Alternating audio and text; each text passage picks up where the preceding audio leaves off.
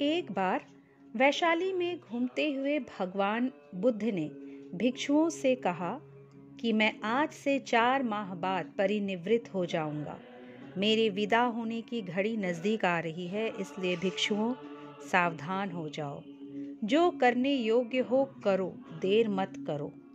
ये सुनकर सभी भिक्षुओं में शोक की लहर दौड़ गई। सब में भय उत्पन्न हो गया, जैसे अचानक अमावस हो गई। भिक्षु रोने लगे, इकट्ठा होने लगे, परेशान होने लगे, कहने लगे कि अब क्या होगा, क्या करें। लेकिन उनमें से एक भिक्षु थे तिस्य स्थिविर। वे ना तो रोए और ना तो किसी से बात ही की। उन्होंने सोचा कि मैं अभी तक अवितराग हूँ और शास्ता 4 माह बाद परिनिवृत्त होंगे। उनके रहते ही मुझे अरहत्व को पा लेना होगा। ध्यान में ही अपनी सारी शक्तियों को लगाना होगा।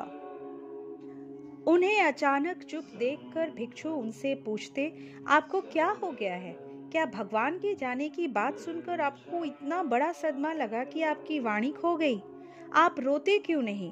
कहीं ये पागल तो नहीं हो गए? इस बात का भी उनको ख्याल आने लगा, क्योंकि जिनके चरणों में सारा जीवन समर्पित किया हो और उनके जाने की घड़ी आ गई, जिनके सहारे अब तक जीवन की सारी आशाएं बांधी हो, उनके विदा का क्षण आ गया हो तो पागल हो जाना भी स्वाभाविक है। अंततः ये बात भगवान के पास पहुंची कि तिस्य स्थिविर को क्या हुआ। भगवान ने उन्हें बुलाकर पूछा तो उन्होंने कहा, आपने कहा कि भिक्षुओं सावधान हो जाओ, जो करने योग्य है करो, तो यही मुझे करने योग्य लगा। ये 4 माह जीवन की क्रांति के लिए मैं लगा दूं।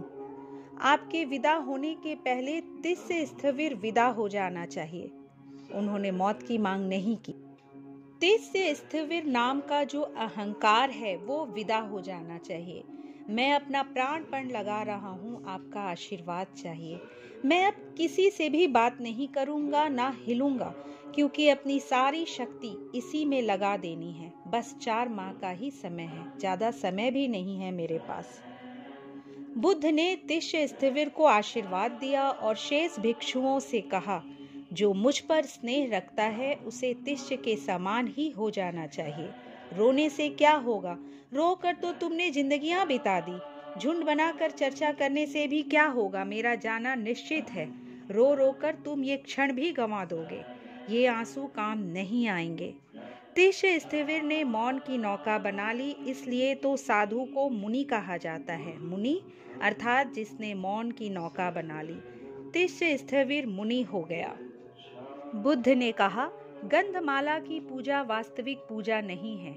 जो ध्यान के फूल मेरे चरणों में चढ़ाता है वही मेरी पूजा करता है, इसलिए रो मत, ध्याओ। एकांत का, शांति का रस पीकर मनुष्य निडर होता है और धर्म का, प्रेम रस पीकर निष्पाप। एकांत का रस पीना अर्थात अपने भीतर ही डुबकी लगाओ। बाहर तो बहुत से संबंध जोड़े, बहुत नाते बनाए, सबसे दुख ही मिला। अब अपने से नाता जोड़ो। एकांत का अर्थ हिमालय जाना नहीं होता। एकांत का अर्थ है जो संबंधों में बहुत ज्यादा जीवन ऊर्जा लगाई है उसे संबंधों से मुक्त करो। अपने साथ रमो, आत्मलीन बनो। जिसने एकांत का रस पी लिया उसने अमृत पी लिया।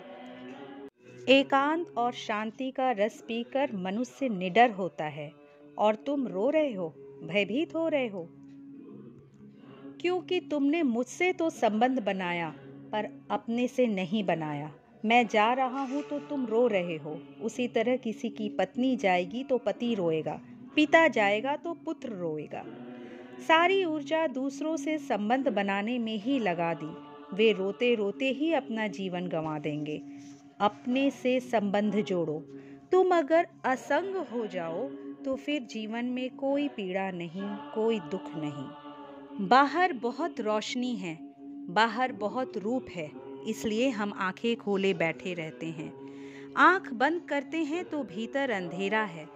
अंधकार और अकेलापन शक्ति के असली उत्स हैं। वृक्ष की असली ऊर्जा जड़ों से आती है जो अंधेरे में दबी है। माँ के गर्भ में अंधेरे में बच्चा बढ़ता है, जीवन को पाता है। तुम दिन में थक जाते हो, रात के अंधेरे में सो जाते हो और फिर सुबह पुनर्जीवित हो जाते हो, नया जीवन, नई ऊर्जा लेकर आते हो। जिसे अपने भीतर जाने का रहस्य समझ में आ गया, उसके जीवन में परम ऊर्जा प्रकट होने लगती। ये छोटी छोटी कथाओं के सार से हम अपने जीवन को रूपांतरित कर सकते हैं, लेकिन मात्र सुनने से नहीं होगा, करो। जैसे बुद्ध ने कहा ना कि भिक्षुओं, मैं आज से 4 माह बाद परिनिवृत्त हो जाऊंगा, इसलिए जो करने योग्य है करो।